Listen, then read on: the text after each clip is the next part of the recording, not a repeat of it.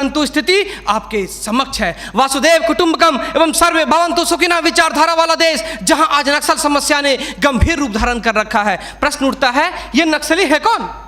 समाज के सबसे शांत, शहरों से दूर जंगलों में रहने वाले तथा खेतों के माध्यम से अपने जीवन यापन करने वाले वो लोग जो अपने पूर्वजों द्वारा दिए गए धरोहर को बचाने के लिए सरकार के खिलाफ हथियार बंद हो गए हैं और अंततः ये लोग नक्सली बनने पर मजबूर होते हैं। महोदय, आधुनिकीकरण के नाम पर उन गरीब आदिवासियों की जमीनों को छीन ली गई तथा उन्हें मजबूर कर दिया बंधुआ मजदूर बनने पर, किंतु आज उनकी अधिकारों की कोई बात तक नहीं करता। मन समर्पित, तन समर्पित और यह जीवन समर्पित। मैं पूछता हूं, देश की धरती तुझे क्या दूं, क्यों दूं और किस लिए न्यौछावर करूं अपना सब कुछ तुम पर? क्या इसलिए कि मुझे देशद्रोह जैसे शब्दों से नवाजा जाए या इसलिए कि मुझे फर्जी इनकाउंटर में मार दिया जाए? जी हां अध्यक्ष महोदय, कुछ ऐसा ही समय था जब मान्य सूर्य लखन भैया सोहराबुद्दीन तथा तुलसीराम प्रजापति को फर्जी इनकाउंटर में मार दिया गया। यह कैसी विडंबना है महोदय, हमारे विपक्षी साथी द्वारा मानव अधिकार का संरक्षण किए बगैर ही राष्ट्रीय सुरक्षा की बात करते हैं। जब आम लोगों का कोई अधिकार ही नहीं हो तो इस स्थिति में राष्ट्रीय सुरक्षा का क्या मतलब? मैं पूछना चाहता हूं अपने विपक्षी साथियों से,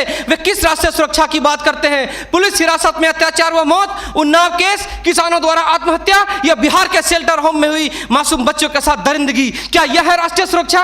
राष्ट्रीय सुरक्षा का अर्थ सिर्फ सीमा की सुरक्षा नहीं बल्कि सीमा के अंदर रह रहे व्यक्तियों की सुरक्षा से भी है। अपने हक को मांगे जाने पर लोगों को नक्सली तथा आतंकवादी करार दिया जाता है तथा यह सुरक्षा देने वाले पुजारी आईपीसी की धारा 124A के तहत गिरफ्तार कर उन्हें देशद्रोह का मुकदमा चलाते हैं, फिर फर्जी इनकाउंटर में भी मार गिराते हैं। जबकि सुनील बत्रा बनाम दिल्ली प्रशासन में माननीय न्यायाधीश ने स्पष्ट किया है कि फर्जी इनकाउंटर हत्या के समान है।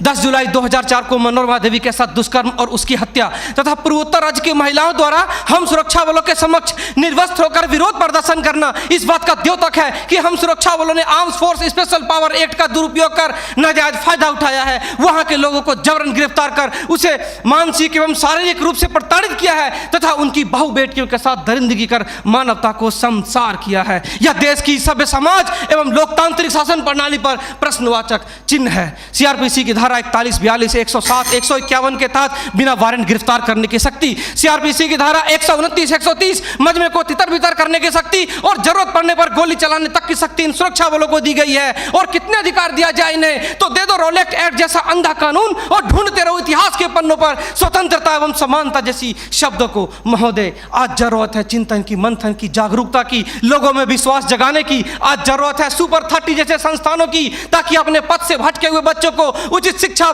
भोजन इत्यादि का प्रबंध कराकर उसे विकास के सही मार्ग से जोड़ सके।